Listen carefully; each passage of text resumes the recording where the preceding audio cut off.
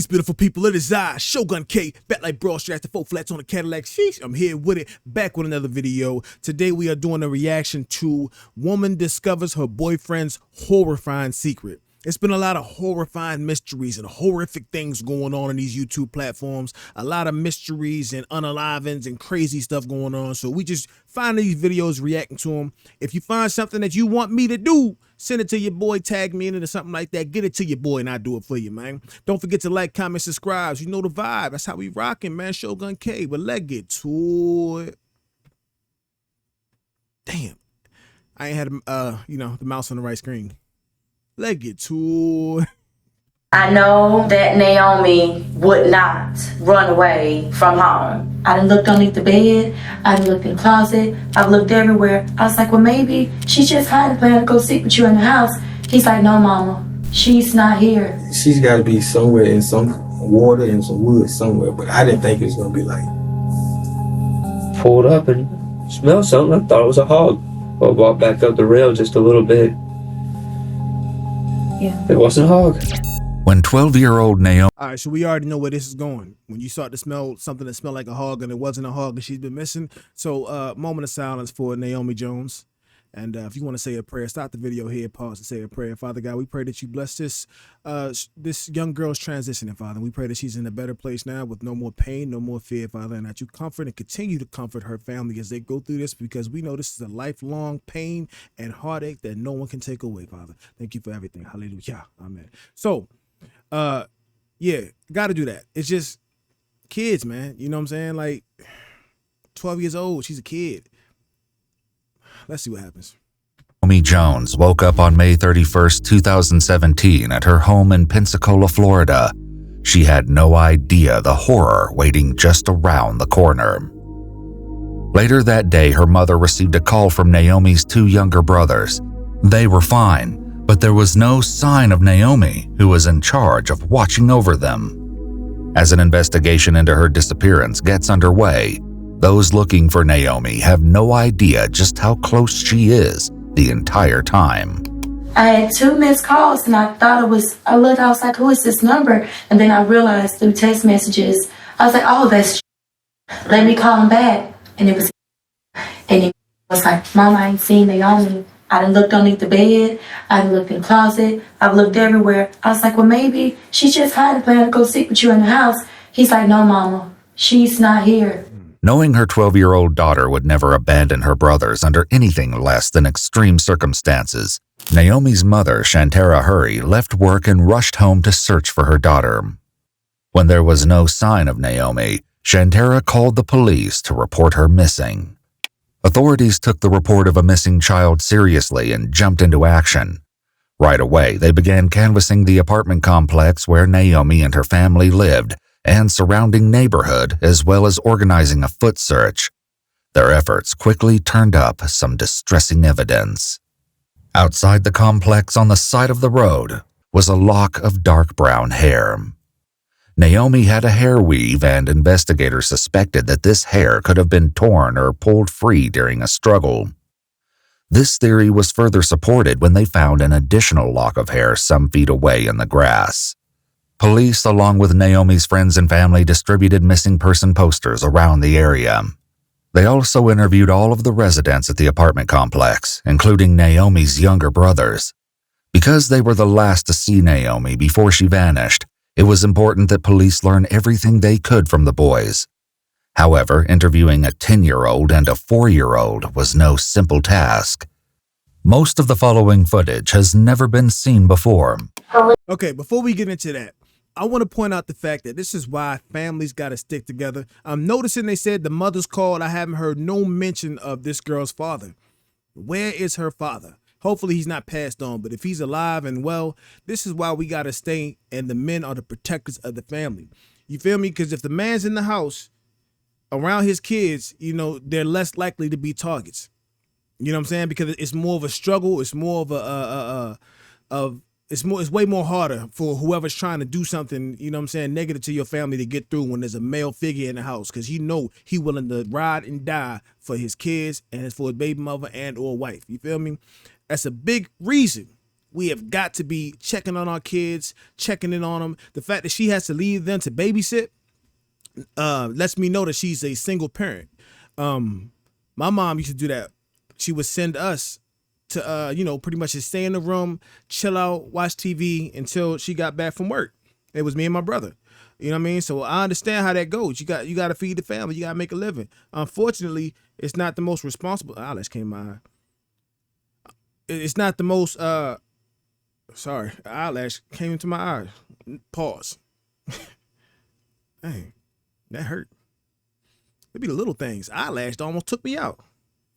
All right, but anyways, it's not the best position to be in as a mom. No one wants to leave their kids by themselves, but you don't have too many options when you don't have no help. You feel me? So you kind of teach your kids early on. You teach them how to cook. You teach them how to lock the doors, how to check the windows. You teach them all these things so that they can stay home, look after the younger ones. The oldest has the most responsibility, right?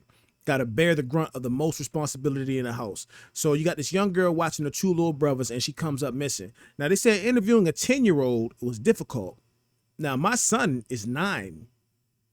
If something happened, I can talk to him, and he'll explain exactly what he saw and exactly what he remembers. So I want to see how this interview goes, but we got to keep the family structure intact.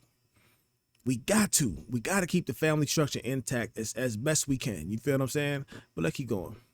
I was in the bathroom there. My sister had walked outside, and my brother told me Naomi's gone. And I went outside to look, and then I called my mom. What did you use to call her? My next door neighbor's phone. Were there any other phones in the house? My sister's phone. Tell me how come Naomi didn't take her phone? I think it was because she wasn't going anywhere for she takes her phone everywhere with her. Mm-hmm. While the boys were being questioned, police also took the opportunity to speak more with Shantara. She was more certain than ever that Naomi had not left home by choice.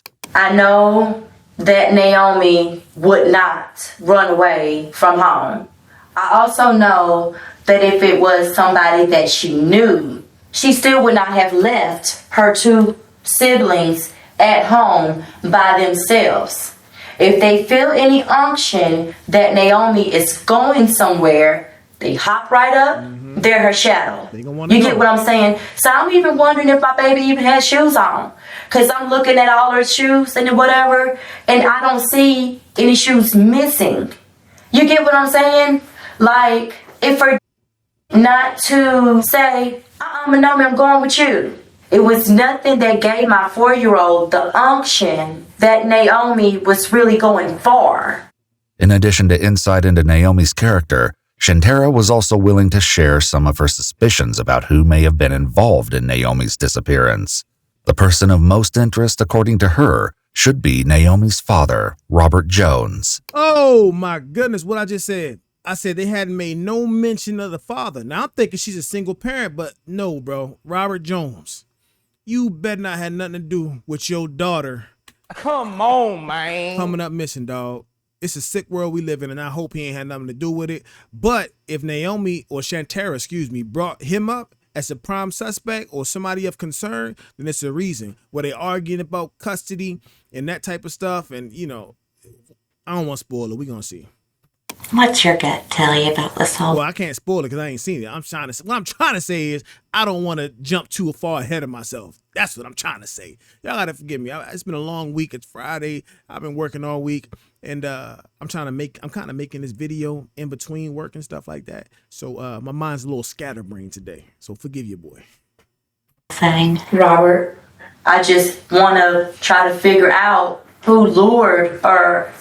It's not really much that can really lure her in either besides her father. And real quick, I know I said I was going to be quiet, but real quick, teach your kids to scream. Because if she got braids snatched out of her head, she was being pulled. You know what I'm saying? But the thing is, no neighbor said they heard screaming. I always teach my kids, if somebody pulls a gun on you and wants you to go somewhere, make them shoot you right there. Yep. Make them shoot you on the spot right there. Scream, kick, and fight, and scream and holler for your life. Don't never get into that car because we'll never see you again. Chances are we're never going to see you again, and whatever that person wants to do to you is going to be far more treacherous than being shot right there. You know what I'm saying? So always teach your kids to fight, kick, scream, to draw attention and do that, not to just get in a car. But she was forcefully being pulled, but they didn't say nothing about the neighbors saying that they heard any screaming. And the boys didn't say they heard any screaming. So that's that. The person who she longs to get her attention from, the person she hasn't seen in so long. The police dutifully followed up with Naomi's father. Despite Shantara's certainty that he may have been involved, police found nothing to suggest that was the case. With his alibi verified, investigators moved on to questioning all of those in Naomi's immediate vicinity. Combined with an ongoing foot search for Naomi, this was no small task, and the FBI soon joined the search for Naomi. In addition to conducting interviews, police obtained search warrants for several nearby units. One such unit belonged to Lauren. Police were particularly interested in her apartment as it had a direct line of sight to Naomi's back deck, where the girl was known to often dance. They were concerned that her dancing could have attracted unwanted, inappropriate attention. If you have daughters, yo, she's 12 years old. Always remember that there are sick people out here. And for me, I never like my daughter doing those TikTok dances. I ain't ever like my daughter doing nothing grown. And it's because of that, because people will look at your daughter, your kids, your sons too. And there's sick people out here that will see that and be attracted to that. And perversion will set in, and then shit like this happens. If she's dancing on the pad, like what kind of inappropriate dancing was she doing? Inappropriate dancing? Was she out? Let me just keep it a bean. Was she twerking? That's what I'm trying to keep it PG, but nah, the hell with that. Was she twerking? That's what I want to know. Was she twerking or just doing little kid TikTok dances? Because if she's doing little kid TikTok dances, then this is somebody of perversion that's been watching her for a long time. And if she was doing twerking dances, this is kind of the reason why you don't want your kids doing those inappropriate dances, because they attract the wrong kind of attention. In the course of searching the apartment, investigators discovered that Lauren's boyfriend, Robert Howard, spent a good deal of time at the residence, despite having his own home about an hour away. How long have you been with Robert? About 2 years. About 2 years? Mm-hmm. Okay. Let's go back to, obviously this has been in the news for a week now about the little girl at your apartment complex, Naomi. What kind of girl was she? Was she friendly? Was she kind of... She seemed like she was kind of friendly, just like a little girl. She would just, do like little dances on the back patio if I was out washing, before my washer broke. Does Robert live with you? No. So, explain to me how that works out, because he's up in Bruton at work, and he also keeps a place up there too. Mm-hmm. Like averaging a week, how many times do you stay the night at your house? He always stays Friday and Saturday night because he's off. But Just depending on his work schedule, Yeah. he'll come. And if you're at work, does he stay there without you sometimes? Mm-hmm. The story will only take a bizarre turn from here. In the course of performing due diligence, police looked into Robert, and what they found sent alarm bells ringing. What do you know about his past? I know that he got convicted of hacking. Robert, you are now prime suspect number 1. How dare you? What are you dating a dude that was convicted of? I don't give a damn if it was in the 90s. Why are you dating him? And how does that conversation even go when you're interested in somebody? He just tell you, oh, FYI, if I come by your house, I'm on the sex offenders list. And you just like, oh, what happened? Oh, some stuff happened when we was kids back in the 90s. No, you are a prime suspect. Yeah. Anybody in the vicinity of that, what is that app called? You know the app called when we put people's name in. You only put people's name in. You do out a little search in your area and it tell you anybody name and location of anybody on that sex offenders list. We got to start doing that. Matter of fact, on my phone. Should I do that right now? I'm gonna wait, but I'm gonna check in my vicinity. the late 90s, right after high school. Do you know the details of it at all? Or what he's told you? Some details about that. There was a girl who accused him of her and not being able to afford any kind of lawyer or anything like that. He just, he give you a privilege to come down. He was telling me about witnesses that wouldn't take his witnesses on his side, and they just listened to her, whoever her people had for her. In 1999, Robert Howard was convicted of 2 counts of assault in the state of Alabama. He served 15 years in prison before being released on probation in 2014. Since then, he'd been registered as an offender. Upon learning this, police were immediately suspicious that he could have been involved in Naomi's disappearance. Now, I will say this. We got to deal with facts. Just because he was accused of it doesn't necessarily mean he did it. Like in this instance, the details he gave her was that he couldn't afford no lawyer. And this kind of stuff happens. Unfortunately, there are innocent people that's locked away for crimes they never did. There are people who are accused of sexually assaulting women and men, and they didn't do it. Had nothing to do with it, but they couldn't afford a good lawyer, wrong place at the wrong time. The evidence was too compelling to not regard them as the person in question. A lot of elements come into play with this. It's not always cut and dry unless you got eyewitnesses, unless you got DNA, unless you got stuff like that. So you could give him the benefit of the doubt, but then because of his past, it draws the red flag. You feel me? And brought him in. Robert informs the police that he was at the gym on the morning of the incident and returned to Lauren's apartment around 11 a.m. Okay, so already right there. Come on. Come on, man. Already. So you was there and your excuse is at the gym. Let's go to that gym and let's see if we can talk to anybody that can confirm he was in there. So you came back to the apartment when your girlfriend's not there and it's just you by yourself in plain sight of little Naomi dancing on her patio. Soon after, he went to see Lauren at work, and both returned home half an hour later as Lauren wanted to change her shirt. He further shares that they were only at the apartment for a short time and left again around noon so Lauren could go back to work. Robert tried to go to the dollar store but chose to stay in his car when it began storming. It seemed that Robert had a solid alibi for the entire day Naomi went missing. After that, I headed on out to Bruton to go see a friend before they went to a funeral.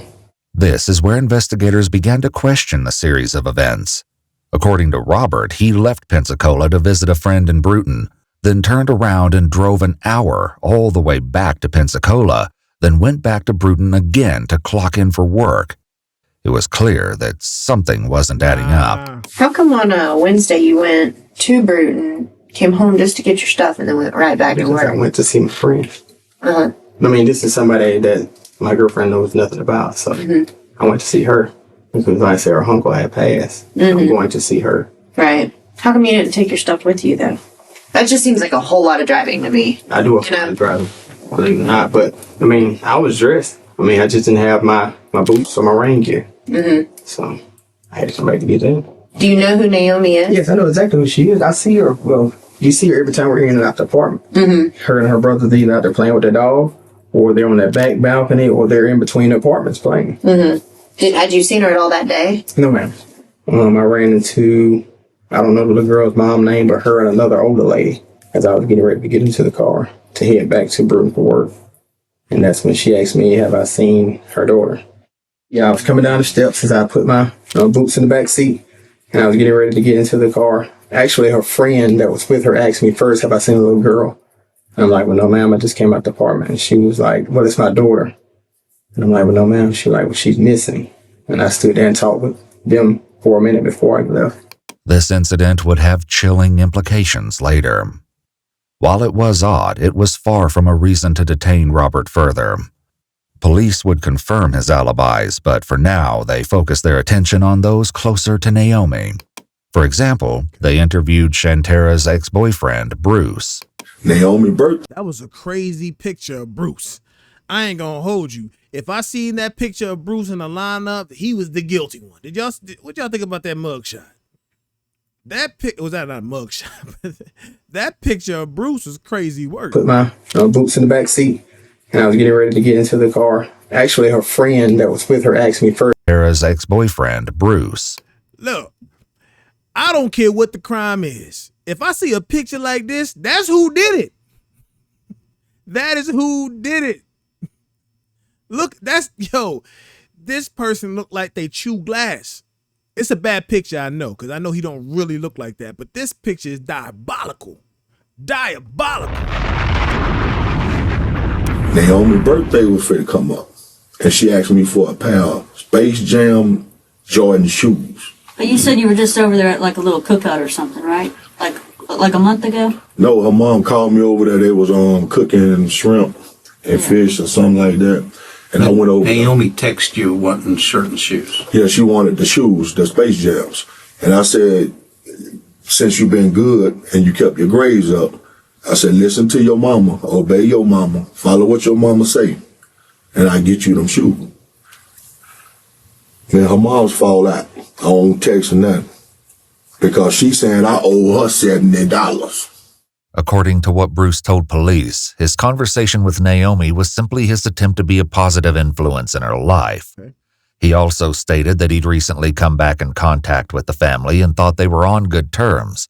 But when Shantara told him to stop talking to her daughter, he said that he respected her wishes and ceased all contact.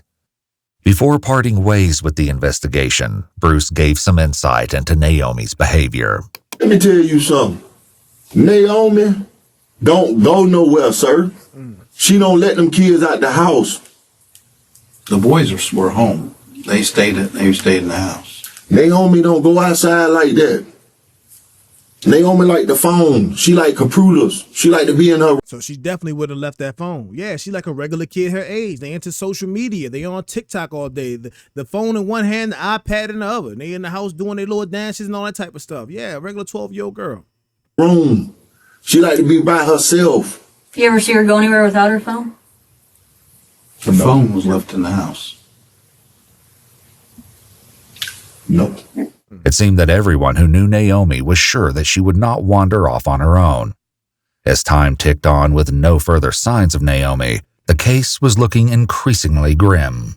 The foot search continued, expanding to cover a 3-mile radius surrounding Naomi's home. But despite the monumental effort of the local police and the FBI, nobody could find any trace of Naomi. Police went through her phone and contacts. There they discovered messages from a man by the name of Tridarius Gray, who at 18 was 6 years older than Naomi.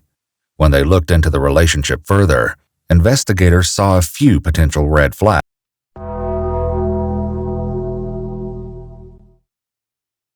She 12 years old, dog. What's that, 7th grade? Why are you texting a 7th grader? Parents, we got to be nosy. You hear me? Ain't no privacy in my house. My kids know that. Ain't no damn privacy. You get privacy when you on your own in your own house paying your own bills. Until then, I will search whatever I want to search. I will read any message. I will view any picture. Help me. Help me. Y'all got to push that with me now. Be assertive in your kids' life and demand that they show you what's going on. Demand to see their phones. Demand for them to open up messages. Demand to see that hidden Snapchat. Yeah, I don't care nothing about no privacy. I don't care nothing about, I got pictures. Now what I'm gonna see them. I'm gonna see all the pictures in here. Nah, because there's people that will manipulate themselves into your kid's life without you even knowing. Now, I'm not saying this is the case with him because we don't know yet, but the fact that he's 18 texting a 12-year-old is definitely a red flag. And I also don't like the fact that she's wearing lipstick and she's 12. You know what I'm saying? I don't like kids being grown. I just don't like that. And headed out to his residence to get some answers. Okay, Tridarius, so you know Naomi, correct? Mm-hmm. How do you know Naomi? Went to school with her. Okay, what grades were you in school with her? I was in 8th, and I don't know what grade she was in. Okay. Bro, if you was in, hold on.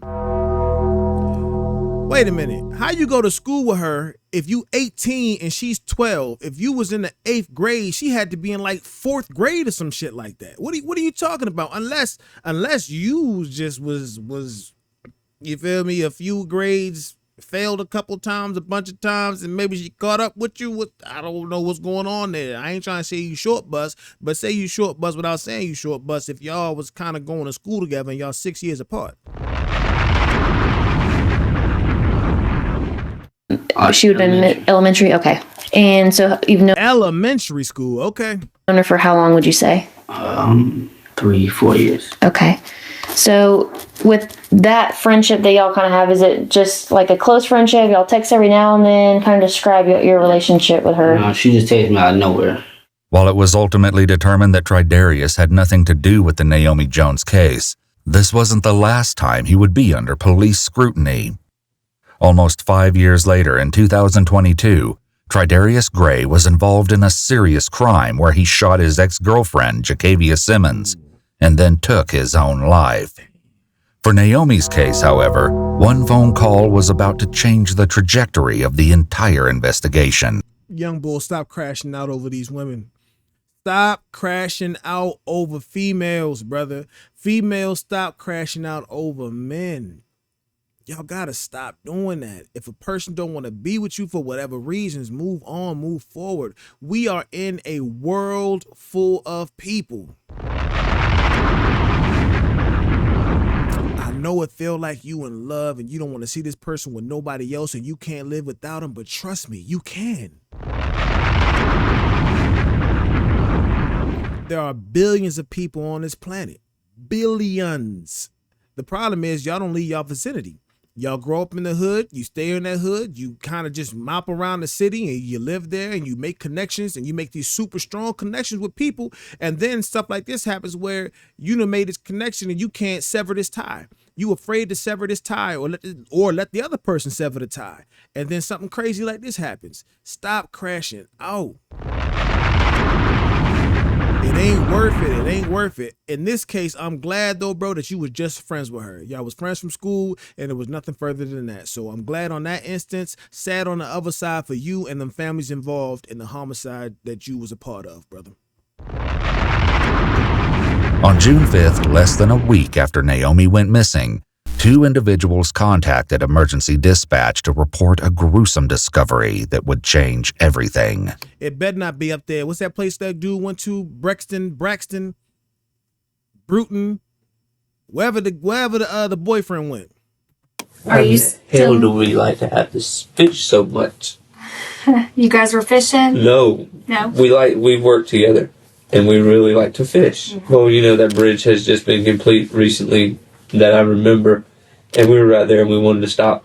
You know, I was like, hey, we'll go check that out on the way back. Because we were 2 blocks up the road on the corner, putting in a garage door. Well, we finished and said, okay. So we pulled over. And we pulled over, you know, just to look. Because we like to fish. That's something that's one of the perks of our jobs, is we can stop and fish. Mm-hmm. Well, pulled up and smelled something. I thought it was a hog. You know, because the color and everything, I thought somebody done skin a hog. Well, walked back up the rail just a little bit. Yeah. It wasn't a hog. Yeah. Tragically, what they discovered in the water was none other than the remains of Naomi Jones. Her body was in an advanced state of decomposition, which, combined with shock, is likely why the men did not immediately recognize what they were seeing. I mean, we didn't go down. We knew as soon as we saw it, both started calling 911. We both knew what we had to do and just sat right there and waited. We didn't want to move, but the initial, before we even saw what was happening, we both leaned over the rail to look at the water. Yeah. And caught it. Crime scene officials rushed to secure the area and recover her remains. Naomi's body was found floating in the water below 8 Mile Bridge, about 4 miles from her home. The foot search for Naomi had only covered 3. Oh, man. Had they extended 1 extra mile, they would have found her, but how you supposed to know that? Because, it's like if they had extended it 10 miles and she was the 11th mile away. You know what I'm saying? It still would have been missed. There's no way to gauge that. You know what I'm saying?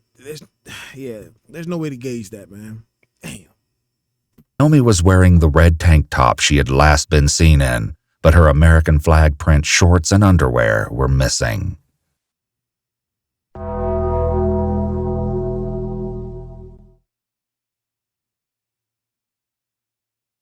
Yeah, man. Y'all know what that means. Damn.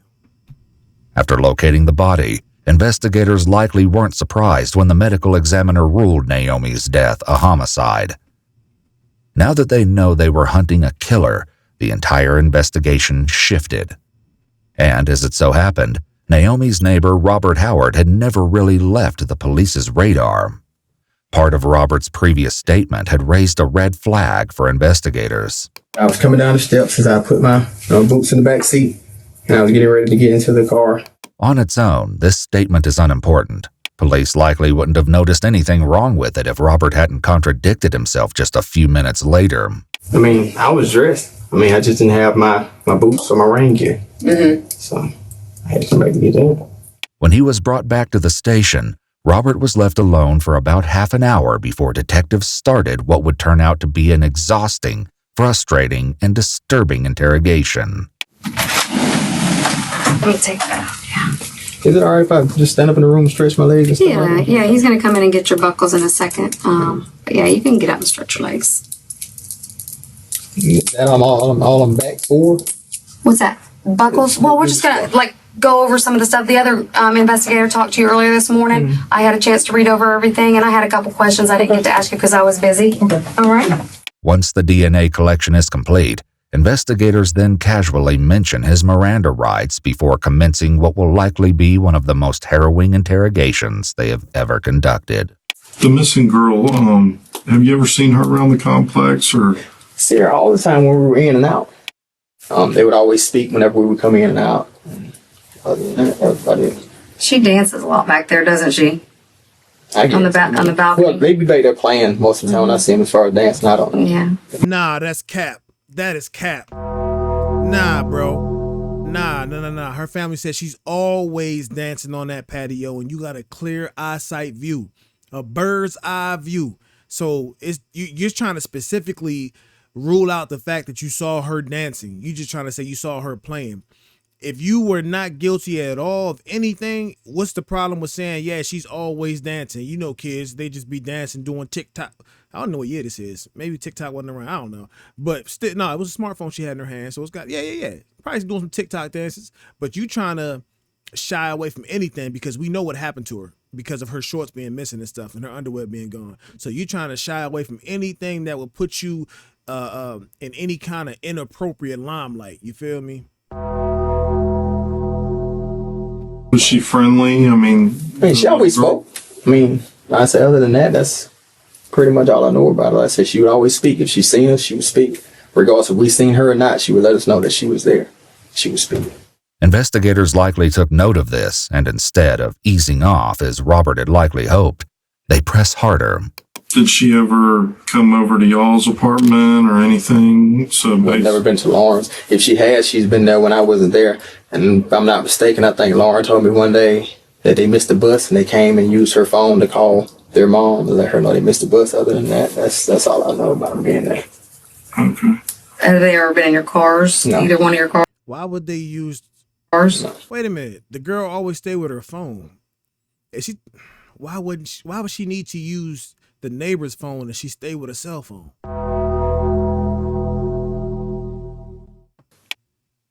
Did you see that girl that Wednesday at all? No, sir. When was the last time you saw her? I have no idea. It may have been that weekend, maybe between Friday and Sunday. How often do you stay at that apartment? With my regulations of what I can and can't do, I'm allowed to stay anywhere 3 days, no more than 3 days. So I'll stay like 2-3 days at a time. I go home for a day. I can come back for 3 more days. So that's how I usually do. You said that the missing girl was never in your car or anything like that? Mm-hmm. And the only interaction you've had with her is just like... If I see her, she sees me or she sees however we were, she speaks. That's it. I just want to point out the only person you can trust with high water pants was Michael Jackson. You feel me? That's the only person I trust with some high water pants.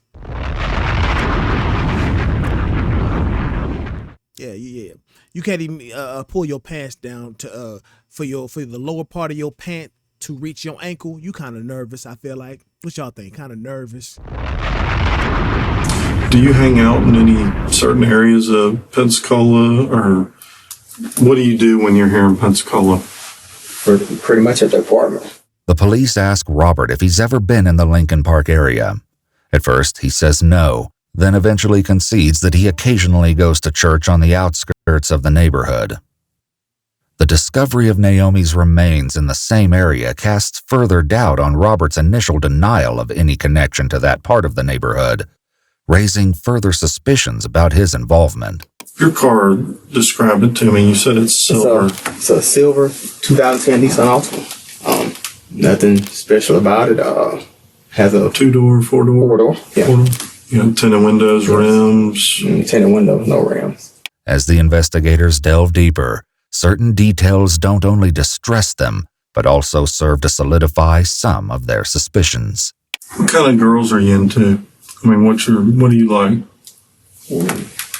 Like grown women. I mean, women is my age. I mean, like I really have no preference of what size or, you know, how fat or how skinny, how tall or thin, but they're gonna be legal, you know.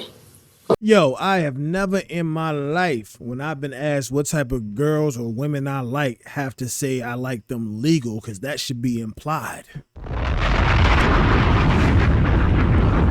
The fact that you don't care what they look like, how big, how small, as long as they legal, bro, that's a red flag.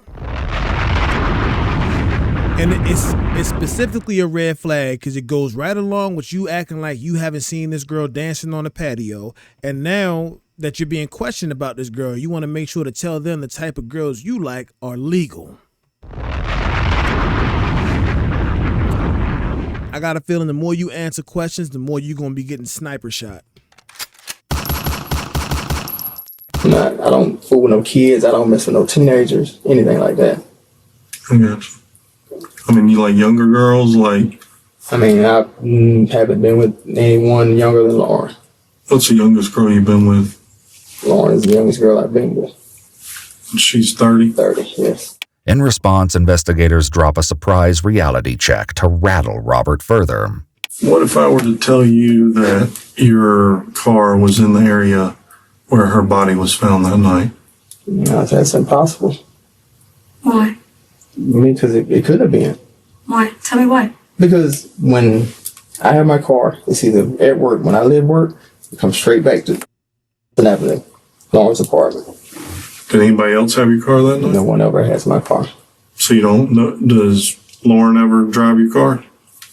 She has a few times, but it's been a little while since she drove my car. You don't ever loan your car out? No. Given his earlier statement about visiting a friend in Bruton for a funeral, police followed up on his alibi in an interview with Yolanda Mitchell, who was willing to challenge part of Robert's statement. The only reason that I remember May 31st is because that is the day of my uncle's funeral. That's the only reason I remember that day. And he did not know that that was the day of my uncle's funeral. He did not know when I was going. He did not know what time the funeral was going to be. And I told the detectives that called me, I don't delete text messages. So I have all the text messages that we've ever sent to each other. And I think it was about 12:57 that I sent him a text that said, please pray for me and my family. This is going to be hard. And he texted me back like at 1:02 or something like that. I don't remember what he said. He said something about, are you okay? Or do you need to talk? Or something of that nature. The thing about that is that we already have your phone records. Okay. And you were at the apartments at 1:30. I was gone at 1:30. Phone records show no, you were there at 1:30. That phone number that you gave me is the phone number we subpoenaed for the records. You were at the apartments at 1:30. You were not in Bruton. I was on my way to Bruton. You were. I'm not going to argue with you. I mean, you don't have to argue, but okay. If you say I was at the apartment, just please search my license. Nothing has been changed in my car since the day that the first officer flipped through it and looked through it. Everything's in there. If you find anything in that car, it's going to be from Yolanda Mitchell, where she sits in that front seat and talks to me. Other than that, that's it. While Robert insists on his innocence, he likely doesn't know that the investigators have already spoken with Yolanda. And you lied, bro. You knew nothing about the uncle funeral. You ain't lied about talking to her. You made it seem like, you knew about the funeral. You was going up there like you already had arrangements the entire day. Remember, he gave an alibi for the entire day.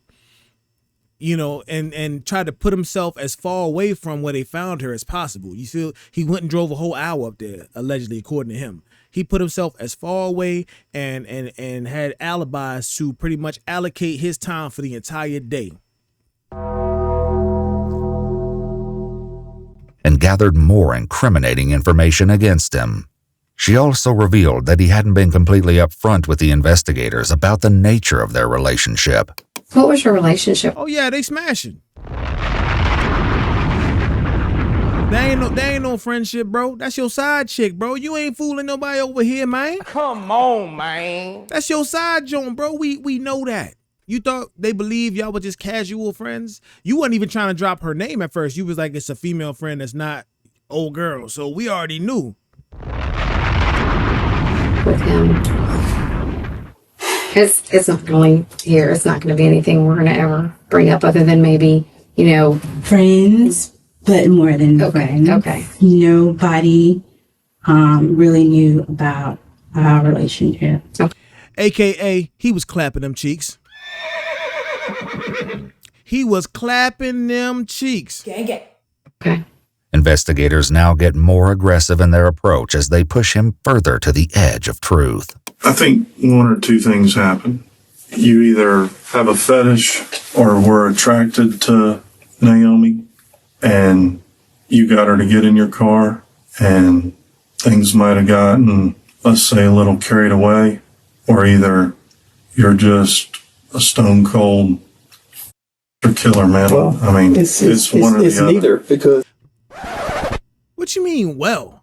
If I was an innocent person, I'd have flew off the handle with that. What the hell are you talking about, bro? I already told you I don't even like young girls. And the fact that you insinuating that I went and talked to this little 12-year-old girl and coerced her to get in my car is crazy work.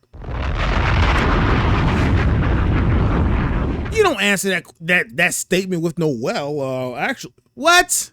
Nah. You too calm, cool, and collected for somebody who is being looked at for a possible homicide of a missing girl. And the reason I say impossible homicide, because I don't think they told him. Well, no, they did. He knows because they said that the car was next to the body. So he definitely knows she's up out of here. But still, that's a weird response. Just to say, well, actually, I'd have been, if I was innocent. But you guilty, dog.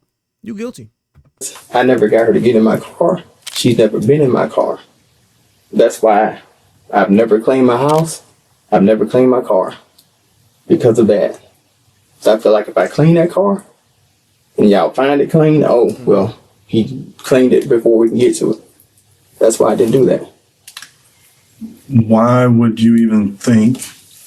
Because the day that when that don't make no sense either, bro. If you had an alibi all day, what you worrying about? What you worrying about them coming back and questioning anything for? You should be going on with your regular life, and you act like you ain't really know the girl anyways.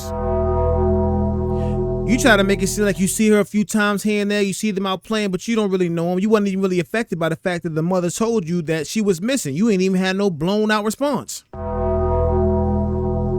So why you won't just carry on with your life? They check your car, you know you innocent, they ain't find nothing. Life goes on for you.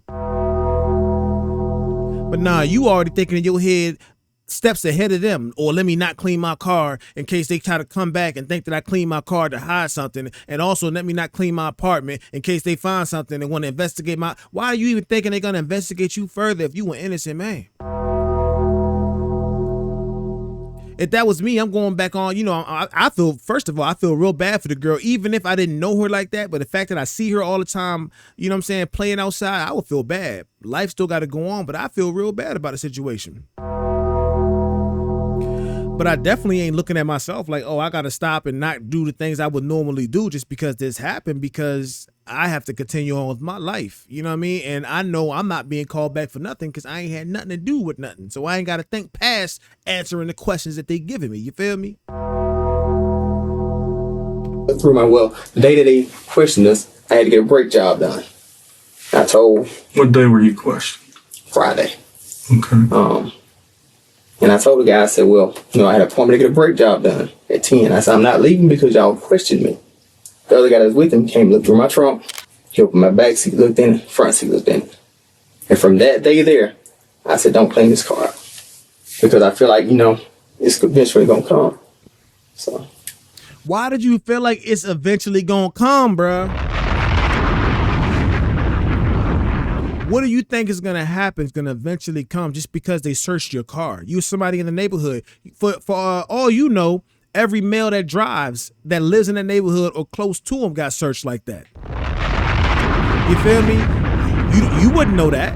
You wouldn't know whether you're a suspect or not. So why would you even worry about what's going on? Especially if you ain't did nothing. Bro, it's a hell of a lot of red flags going off, bro. We already know he did it. But if he didn't do it, I'm going to be surprised, shocked, and I'm going to be appalled. Not appalled. That's not the right word. I'm going to be surprised and shocked if he didn't do it. I'm already, have a status offender. So whatever I have is going to be searched. I feel like that anyway. Right. Because I'm already a potential. Okay, I gotta take that back. Okay. Now you making sense now. Okay. All right. I forgot about that part, and probably because I'm just I told you I'm scatterbrained today. The fact that he is a sex offender and he's been in jail for 15 years for allegedly, raping a woman, this would definitely keep him on high alert. This would definitely have him nervous because what's going on. But. They probably didn't tell you that the girl had been SA'd.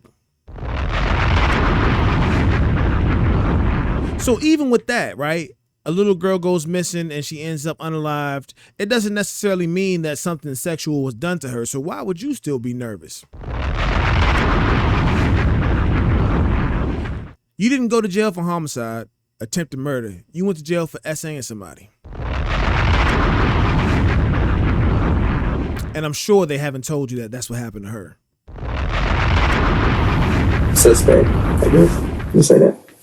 But wouldn't you agree you had time to clean the car before you were even questioned? Sure, but I didn't. There was no need to. I told Lauren the same thing. What made you feel that way? Like I just told you. I feel like, when you look through it, I'm right there at the complex where this child's missing. I'm right there. I'm already, like I said, from the status is over my head already. So I'm right there. So he's right here. So why not just check him out? All right. That's why. What police don't mention is that they've already done exactly that, and what they found inside made their blood run cold. We have your car on video. We have your phone records that show your exact route from where you were at, from the apartments to Bruton, back down to where she was found, back to... And they show exactly which route you went. You can't deny it. It's your phone number. It's your phone number and your phone records. You could keep denying it, or you can tell me what really happened and give your story of what happened. She's a cute girl. She looks a little older. Maybe you guys had something and... how can we have something? I've never been around the child. How do you explain, though? How do you explain that your phone is showing that you're going in those directions? How do you explain this is showing, that? If you say you got my car on video and you say this is showing all of this, let me see it. Because there's no way that, none of that. You want to see it? There's no way. All right, I'll show you. Ooh, she finna show him. I want to see what he got to say when you see the evidence right in your face, homie. Ooh, right there. What's that? A Nissan Altima. Okay, and what is that supposed to mean? That's your car. How's it? Okay, so how are you just going to tell me that's my car out of... It's your car. Because your phone puts you in that exact spot that car is at at the exact time that that car is on that video. If you say so. We don't say so. I mean, that's what It's the all in- evidence says. That is not my car. That's not my car. That child has never been in my car. I've never had that child in my car. Like I said, me and that child has never been in spitting distance of each other. Never. While Robert continues to build on his web of lies, investigators have solid proof. According to the medical reports, Naomi had been assaulted before her death. Before even breaking the evidence seal on the door of the vehicle, crime scene investigators noticed what could have been blood on the back end of the vehicle. When police inspected the interior of the car, they found similar stains on the back seat. As Robert fiercely denies ever having Naomi in his car, the investigators, certain they have him cornered, become increasingly confrontational. So you are a cold-blooded murderer. How because you're sitting here deny. You don't care. You just put it like you just deny everything and lie because we have proof that you're lying. But this child has never been in my car. To me, a 12-year-old baby is dead, and you're sitting here lying through the whole thing about where you were for some reason. I've never had her. Must have stashed her somewhere. I've never had her. She's never been with me. She has. You killed her. No, I did not. What'd you do then? I didn't do anything. You were that baby. Okay. I can't argue with what you think or how you feel about it. I can just. Why did she say that? She should have said that part. I don't think you should have exposed that she had been SA'd because it seems, unless you already did, and it's just not on this footage here. Maybe that's what happened. Maybe she already said it. I don't know. Just turned 12. She's 11 years old. I did not touch that child. I did not have that child. Investigators found a windbreaker on the back seat of his car that was also stained with what could be blood.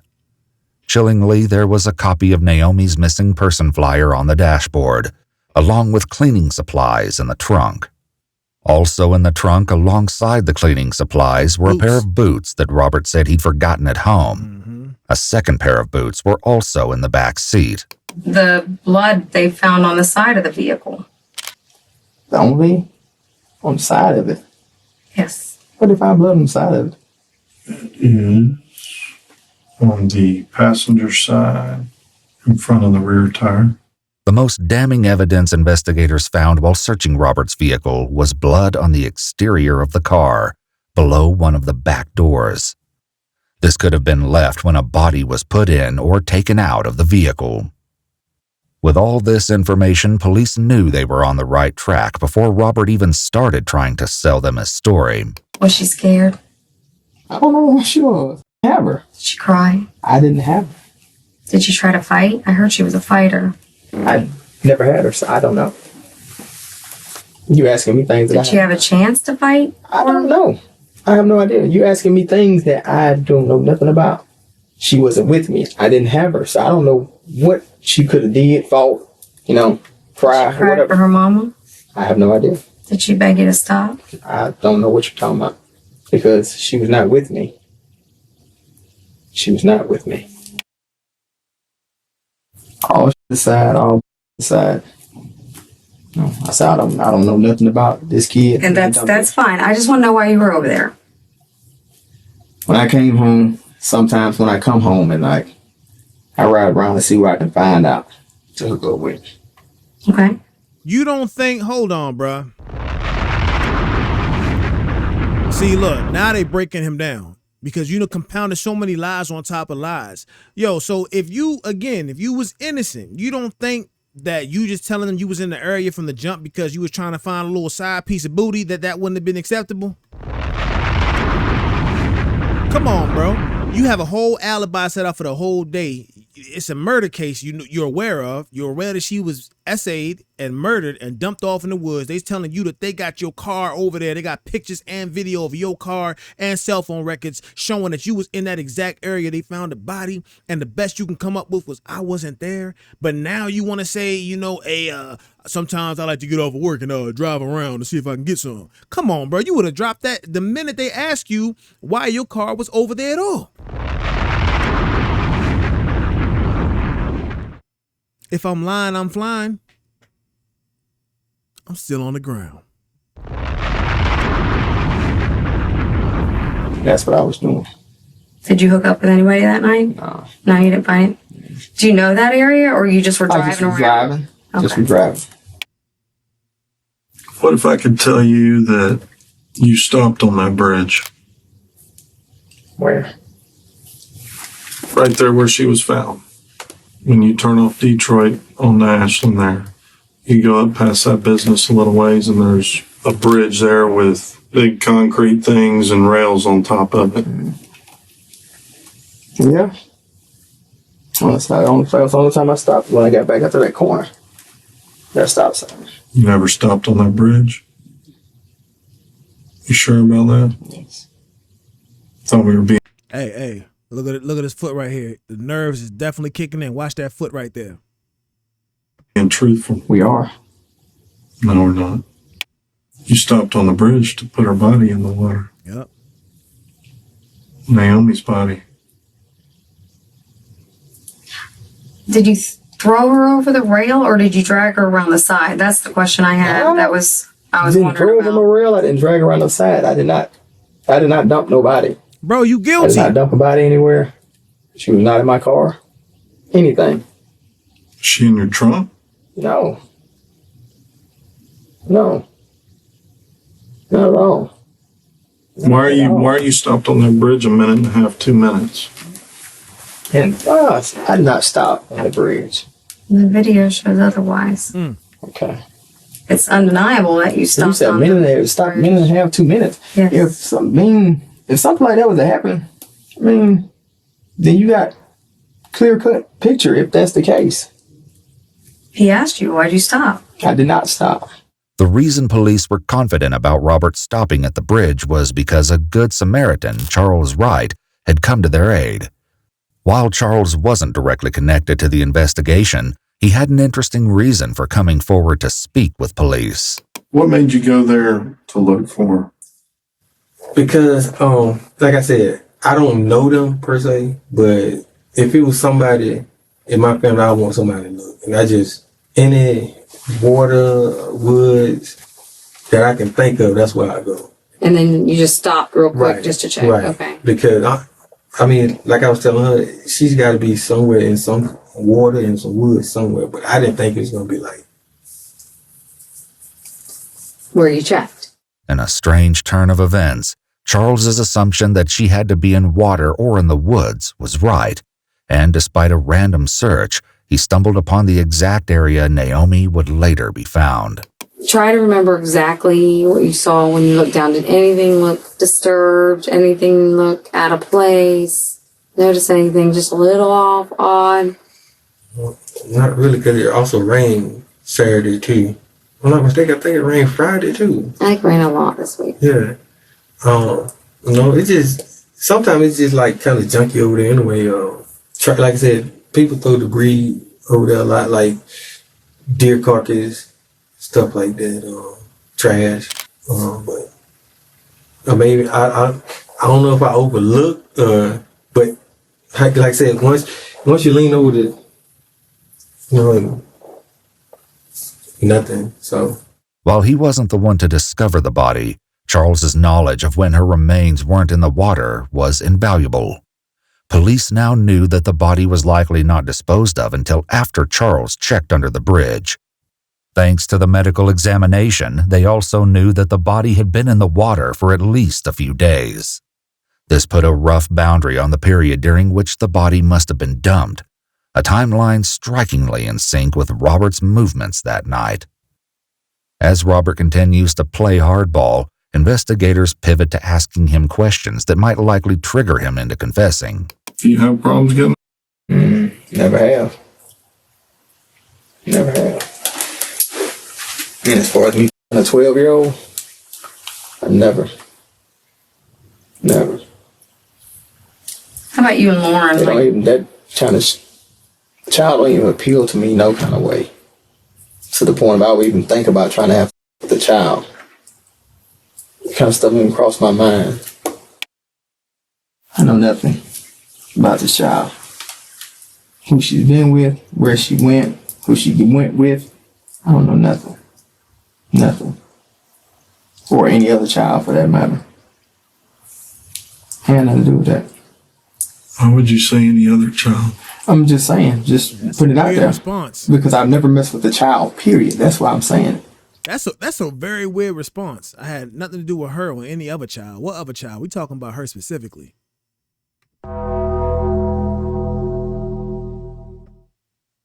Now is your time. When we walk out that door, we're done. You're not going to have another chance to tell us your side of the story. I told you I could prove you stopped right around that bridge. Okay. And then, not only that, Robert, you stopped on there one time when you're coming back towards Detroit, and a car passes you, and you got spooked, and you go back to Detroit, and it's all on video, this part. You take a left, go down, and pull right in a driveway. Wait just a second, back up. You come back, turn back on the road, and go back to the bridge. And that's when you threw her body over. Okay. Sounds good. Am I wrong? Yeah. How? Because I never stopped. You stopped the car. You also pulled out and pulled into that driveway. You know good and well you did. Why'd you do it? Why did I didn't? Then why is your car doing it? Is an alien driving your car? May have been. You said nobody else drives your car. It don't. But hell, I mean, if the alien gets it, I'm pretty sure hell I can't. You said you're in your car at that time. And you're in that area. So who the f*** else is driving it? I have no idea. You got a dead 12-year-old girl? Okay. And that's what you're going to go with? And I'm sorry that she is. Yeah. When you're charged with murder? How about this? She look the same? She don't look the same. She don't look the same at all. I say I'm sorry about that, man. But like I say, I have nothing to do with that. Hey, yo, if that was me and they showed me that picture, I know there's got to be a picture of them pulling her out of the water and what her body looked like on the after the event. Yo, I would just, hell nah. Like his reactions is cool, calm, and collective. He's really just trying to hide everything at this point. I might have threw up right there seeing that. You feel me? I might have threw up right there seeing that because I know it's a 12-year-old girl. And I'm just like, damn, I can't believe somebody would do this to her. You kind of like, no, I mean, she doesn't look the same. My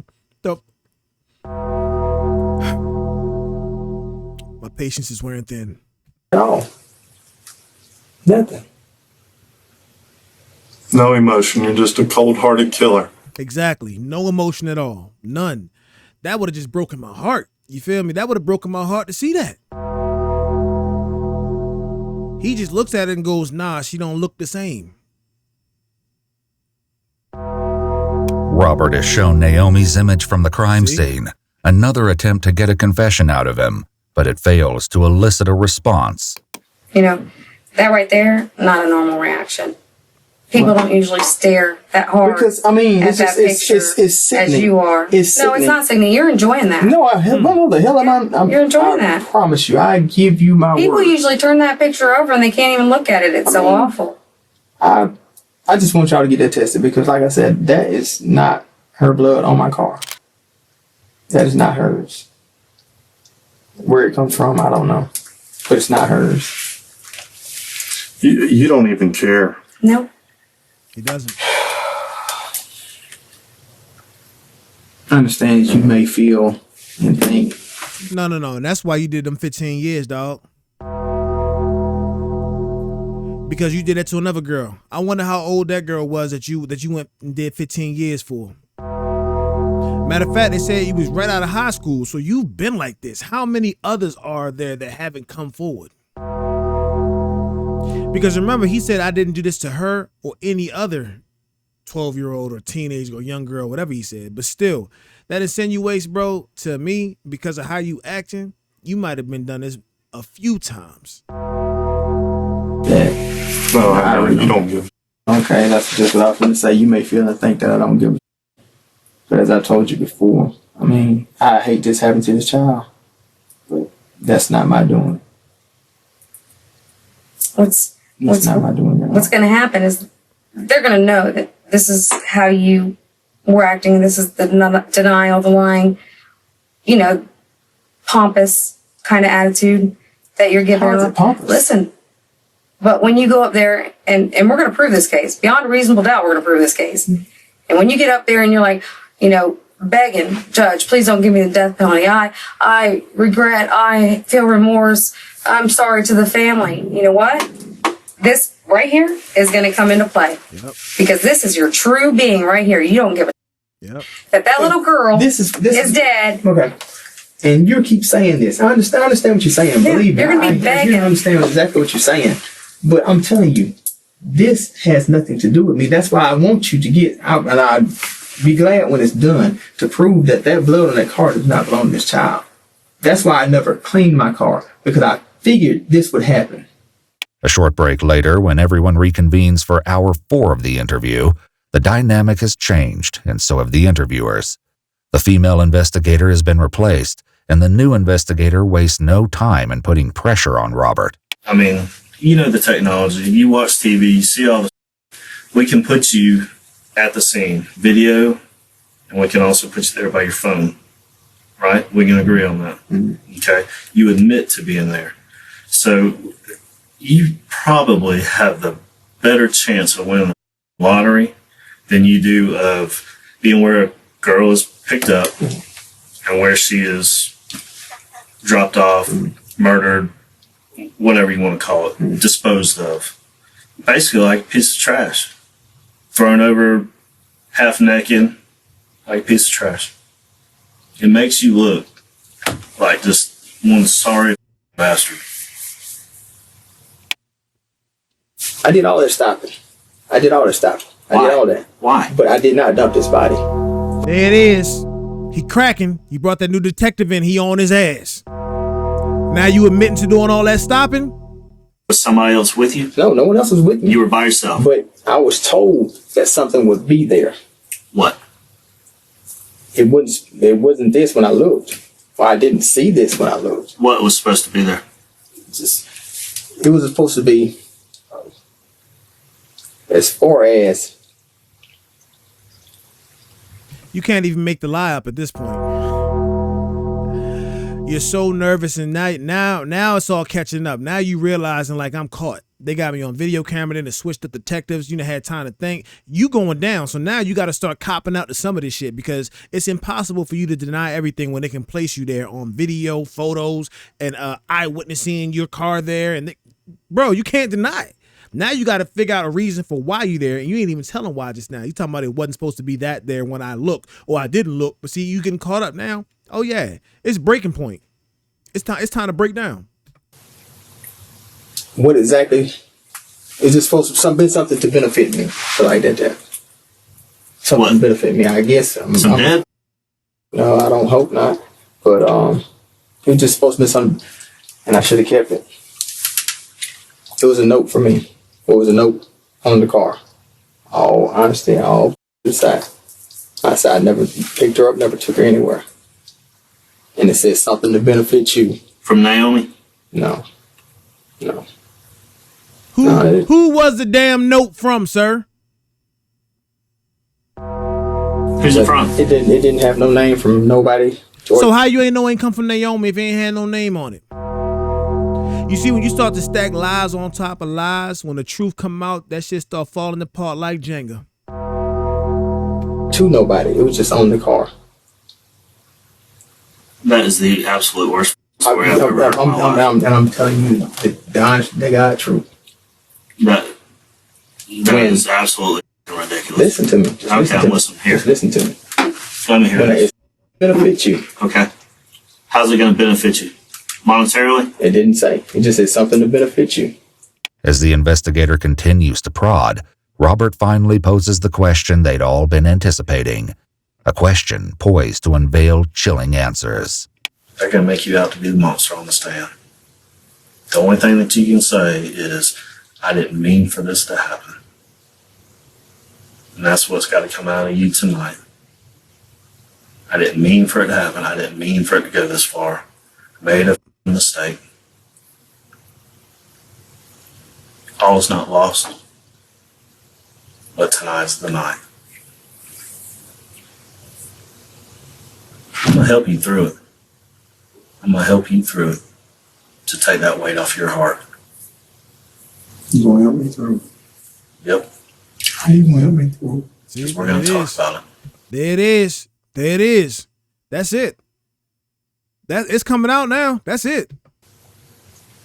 So I can give that mama closure. Right. And let her know that you're not the monster that everybody makes you out to be. Oh, he definitely is.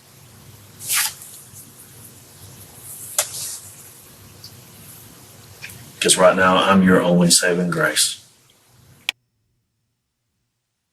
I just need some writing saying that. I guess I need to say you can't make me no deals. You can't. I just need something in writing saying. How about this? We'll talk about this. And I will give you my word that I will go to the state attorney and I will say, he came in here, we did a little dance, but he found it in his heart to talk about this and he owned up to it. Whatever happens down the road is going to be up to them. Well, okay, you telling him that, I mean, that's still not telling me or guaranteeing me anything as far as the percentage for you. And I can't. Bro, what the hell is you expecting to get after what you done did, bro? Reassuring you of what? What kind of reassurance you expecting to get, man? What is he supposed to reassure you of after the horrific things you did to that 12-year-old girl, man? What? That you don't get life? That you don't get the death penalty? That you can still pursue a college degree while you in the joint? What do you think he can do for you at this point? Everything that you've done, you've taken that little girl's life. What do you think you're gonna get out of this? Do that for you, brother. I can't guarantee you anything. Facts. I'm not going to sit in here and lie to you and tell you that I can't. I need a number. Kind of number. 20. I'm not following you. Oh, he talking about he only want 20 years. Is that what he's saying? He wants a number? He wants them to only give him 20 years for this? Time. Yep. 20 years, yeah. I mean, I know that may not mean a lot, but like I said, I mean, What do you think her life is worth? her life is worth more than 20 years. He wants a plea deal. He wants to do a plea deal to tell everything that happened and what happened and all that for 20 years in exchange. I hope they don't take it because this is diabolical. I hope they do not take it. You can't have yo, listen, I have no cut cards when it comes to kids, yo. I don't give a damn who it is. When it come to kids touching them babies, oh hell no, the hell with them. You gonna do this, assault her, kidnap her, then throw her over the bridge. You didn't even have the decency to put her clothes back on. You just threw her half naked over the bridge, bro. Nah, you talking about some 20? Nah, hell no. I hope they don't do no plea deal. I hope they don't. You feel me? No, not to our babies. No, oh no. Did they find the candy in her mouth? Yes. They found candy in her mouth. Yes. What was it? It was candy. What kind of candy? I have no idea. I just know she was eating candy. Finally, after 5 excruciating hours, Robert begins to give police the confession they've worked so hard for. But while he's now approaching the truth of his involvement, some of the details still don't add up, and it only gets more unbelievable. She had came out, she spoke back. Said she had like my shoes. And she said something that I didn't understand. Went on to my car. And she was like, well, where's Lawrence? I said, Lawrence at work. She said, can I come in with you? And I told her no. And she couldn't come in. Why the hell would she want to come into your crib out the blue when she don't even go outside like that?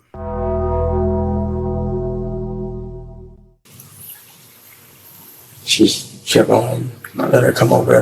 I kept telling her no.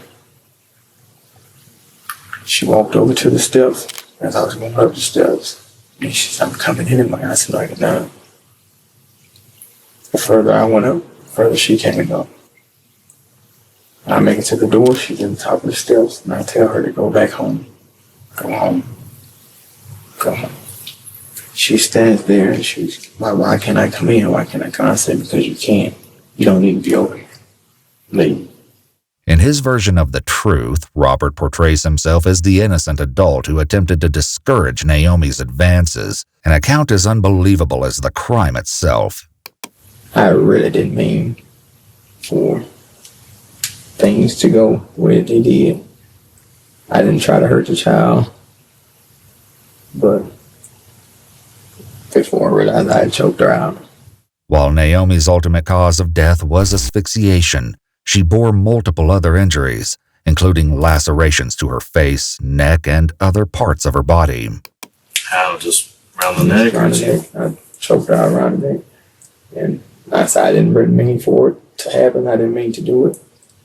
You know, I heard when she was found. That's why I said I would really like for them to take a DNA test, because they said when she was found, she didn't have on no bottom. She was fully dressed.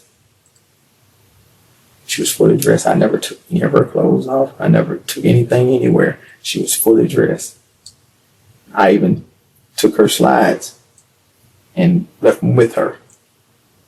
At the creek? Yes. I choked her out, yes.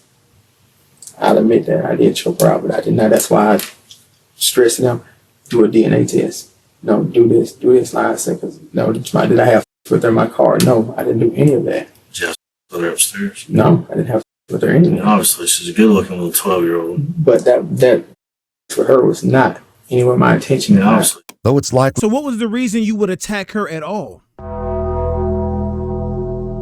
That don't make no sense. Your story is saying that you're walking up and she's trying to enter your apartment. You feel me? She's trying to come inside. You keep telling her no. As you getting closer to your house, she getting closer up the stairs. And finally, somehow she gets in your house and you end up just choking her out. What was the point of you choking her out then? Why would you be needing to choke out a 12-year-old girl if you wasn't trying to bring her harm in no type of way? Difficult for the detective to talk this way. He's doing everything he can to minimize the crime to get a confession and get justice for Naomi. Obviously, she was coming on to you. She wants to see her. That's what she said, but that's not me. I understand. It is what it is. I mean, she's trying to use it. But that's not what I wanted from a 12-year-old. Okay. That's not what I wanted from a 12-year-old. So you grab her by the neck, did you shove her against the wall or shove her against the door or what while you were choking her? In the corner of the wall. Corner of the wall, behind the door in the corner? I mean, I guess at some point she went out. Yeah. Then what happened? When she went out, I thought she was they just blacked out, but I had choked her pretty damn good to the point where she wasn't breathing. So she goes out and then you're like, oh. Realize what had happened. Then what? At first, I'm thinking that she's kind of and so when I see that she's not, I really just panicked from that point. Where'd you put her? She was in the car. Where at? In the back seat. In the back seat. So you grab her, carry her downstairs, and put her in the back seat? Yeah. Honestly, I didn't know what to do. How did you put her back there in broad daylight with nobody seeing you just taking this little girl downstairs and into your car? Felt if I tried to take her to the hospital, it would say that this is what I was afraid of. If I took her to the hospital, I would end up here. Right. Because, okay, I'm going to bring this young girl to the hospital, dead or whatever. So I feel like I just had to, try to get rid of the body. This adds a horrifying new angle to the case. Thanks to the information provided by Charles, the Good Samaritan who had gone out looking for Naomi, police knew that Naomi's body had not been dropped into the creek until Friday at the earliest. Right. That meant that Robert had kept Naomi's body with him for 4 days. Eerily, even when he had visited Yolanda, the body had likely been in the car the entire time. Did you go out to the car when he showed up? Yes. Did you get in the car? Yes. You were in the front seat? Yes. Did you look in the back seat? No. Okay, you didn't notice like maybe a raincoat spread out back there? I mean, I'm sure he had his rain gear because it was supposed to rain. Okay. But no, I didn't. Because he's saying she was in there. I didn't look in the back seat. I mean, I don't understand why he would let me sit in his car if there was somebody in his car. Like, at no point in our interaction did he ever seem like he was nervous or like he was worried about something or like anything was wrong. Like, there was never a point in us talking that it didn't seem right. Back in the interrogation room with Robert, investigators attempt to hammer out the final details of his confession. In the process, they make a heartbreaking revelation. I see the ladies walking, so I put my raincoat in the car, the back seat, put my boots in the back on the floor. That's when he's about to speak to her mom. Naomi's mom's on the phone. The other lady was just walking with her, and the lady, she stopped me and asked me and said, "Have you seen a little girl?" And when she asked me that, my heart just sank. Because you didn't know. I already knew we were looking for her. She's in your back seat. She's back there in my backseat dead. And I'm like, well, I mean, I can't tell them that she's in my backseat dead. I mean, I said, no, ma'am, I haven't. And Naomi's mom was like, well, it's my little girl. So you know my little girl? I'm like, yes, ma'am. At that point, she was like, I don't know what time she went missing. She like, her brother doesn't even know. So he was standing out there with her. He was like, he don't even know when she left. And I'm trying to get away as fast as I can because I don't need him to walk into my car. Tragically, it appears that Shantara Hurry was within feet of her missing daughter's body during the first frantic hours of her search. It was also determined through the medical reports that Naomi was likely killed shortly after she disappeared. Horrifically, it seems Naomi had been dead for almost the entirety of the search. I mean, I done told you basically that I done killed the child, but You did. I mean, I didn't know, nothing. I didn't try to kill her. I honestly didn't try to kill her. To gather further evidence on Robert's conduct after the crime and more clues on Naomi's presence in his vehicle, investigators check with his girlfriend, Lauren. When is the next time you rode in his car? I really don't know. It's okay. You don't remember. Okay. Just wondering if you remembered anything that stood out. That's why we're being so specific about these questions, because, sometimes when we think we know somebody, we really don't. That's facts. But we have enough at this time to go ahead and charge him with murder. That's tough. That's really tough, because you have your own family to worry about. I'm just really sad for you and your little boy, because you don't have anything to do with this, and your sweet little boy doesn't have anything to do with this. I'm so sorry.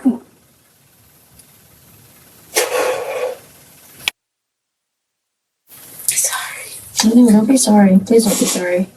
I'm sorry to have to tell you that.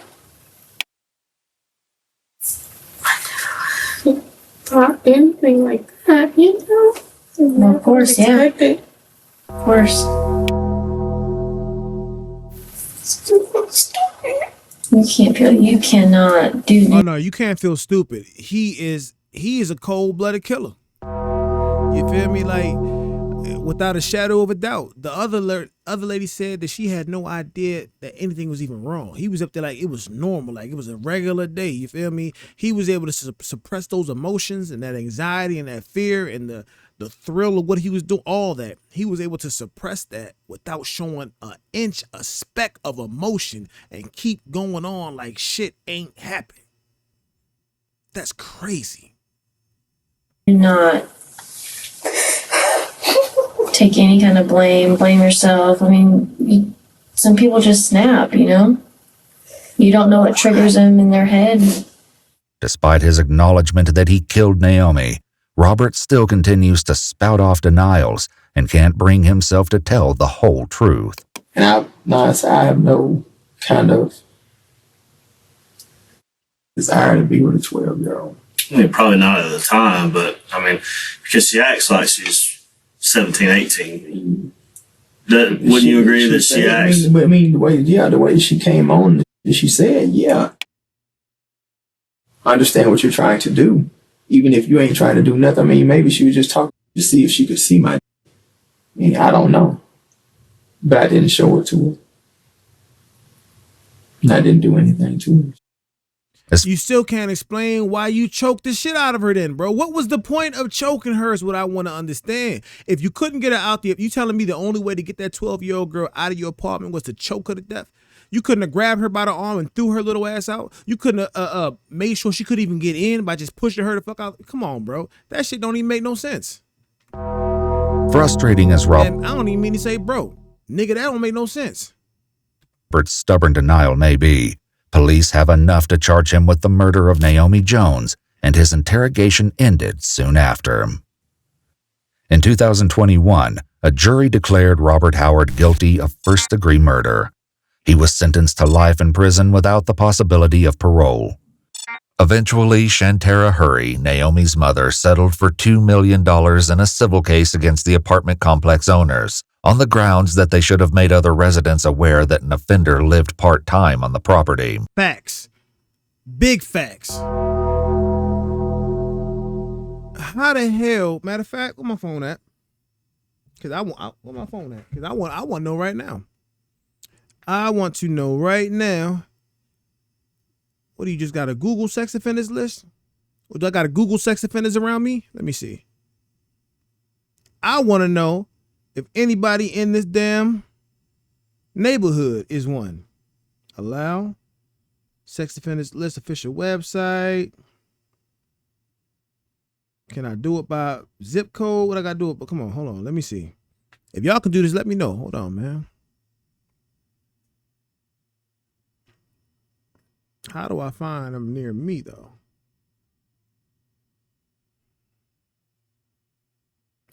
Ohio law requires sex offenders to register their home address, work address, vehicle information, local sheriff's office to the Ohio Sex Offender Registry from Ohio. The Attorney General's office allows residents to search for people who may have been convicted of sex-related crime. All right. Launch sex offender search. Is that it? Verifying the device.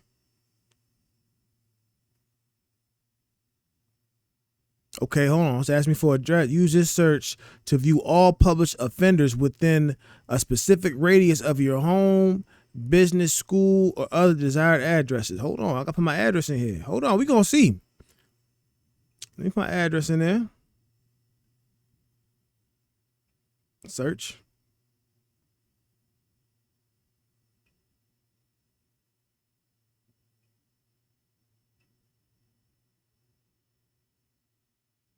Oh shit. Wait a minute. Hold on. Hold the fuck on. Whoa. Wait a minute. It's one right down the street. Hold on. Wait a minute. Wait. It's one right down the street. I know. I got a gnat in here. I know this house right here on the corner.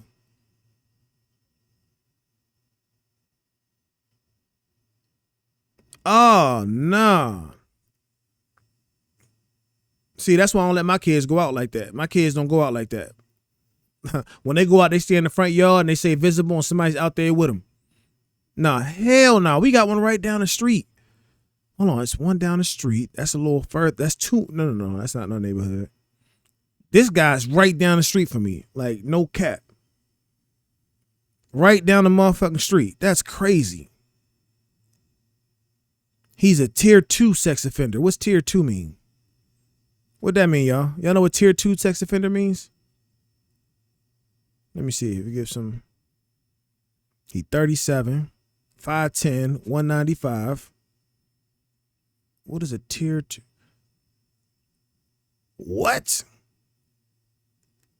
Kidnapping, engaged in sexual activity, gross sexual imposition.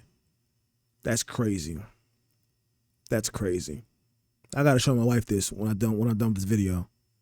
And he write down and he got the nerve, he got the nerve to have a smirk on his face, yo.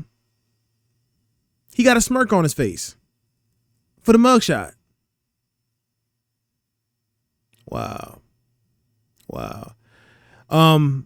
iCrimeWatch.net. If you want to check your local area, iCrimeWatch.net. Well, that's for the area I'm in.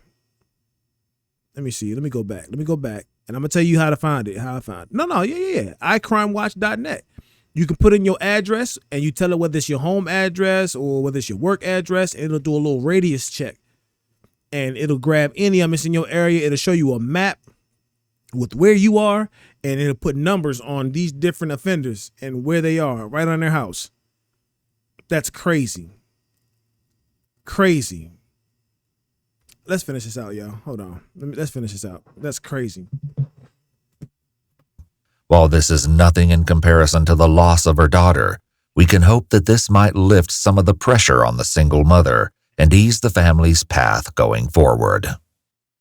That's it, y'all. That's it. Who's hiding under the blanket? Okay, hold on. We ain't watching that. That's it. So y'all see it. That's what happened, man. And we got to do a better job as a community of looking out for one another. Knowing who's in our community. If you own any places like this, if you a owner of a duplex or a quadruplex or an apartment complex, make sure you're doing your due diligence, man, to point out sex offenders. When you're dating people, why would you date a known rapist that did 15 years for rape? I don't understand that part. I don't give a damn if it happened right after high school. That right there is a serious character flaw. You know what I'm saying? A serious character flaw. He did 15 years for that. I don't know. Hey man, but make sure y'all tune in. More videos to drop. And it sounds even weird saying like, comment, and subscribe after what we just watched. But just so you can stay notified, you can watch more content. I think it's important to watch these videos because a lot of people are delusional. We be thinking that this stuff can't happen to us because it don't be too close to us, or you may not know somebody that experienced it. But the truth is, we live in a crazy world, man. You got to stay prayed up and stay observant. Watch your family, protect your family, check in on folks. Make sure you always observing what's going on in your vicinity. Likewise, taking my own advice, now that I know that there are SA offenders in my neighborhood, yeah. I'm gonna let the whole family know. And matter of fact, I'm gonna show them which houses to stay away from. Oh yeah, I'm definitely doing that. Oh yeah, I'm gonna drive by. You see that house? Don't you ever go near that house right there. If anybody from the house ever tries to talk to you, you let me know ASAP. You feel me? But that won't happen because they don't even go out past my grass. They stay in my yard, and somebody's out there with them. We don't let them go by themselves for reasons like this. You gotta understand. A lack of visibility is why people think this stuff don't happen. We so consumed with so much other stuff that we forget that there are crazy people in your midst. You feel me? There are serial killers, rapists, kidnappers. You feel me? All kind of mentally disabled people, not disabled, mentally, what's the word I'm looking for? Just psychotic people around you who are thriving off impulses. Like he may have not meant to kill her, but during the impulse of it, he did. This ain't the first time he been in a situation if he forced another girl and did 15 years for it. This time he knew he had to do something else. He wasn't going to do another 15. It'd have been more. It'd have been 20. It'd have been 20. So he had to get rid of him. You know what I'm saying? And the way he did her was so foul. So, damn. Man, listen, protect your family. Watch after your kids, man. And just stay prayed up, man. Stay prayed up. And if you are legalized, man, make sure you got a strap on you at all times, man. Keep that thing on you. If you don't have the license, get the concealed weapon license, man. Make sure your family knows how to shoot them things too, man, because we living in a crazy world. It's diabolical, man. Stay prayed up, man. Until next time. Peace.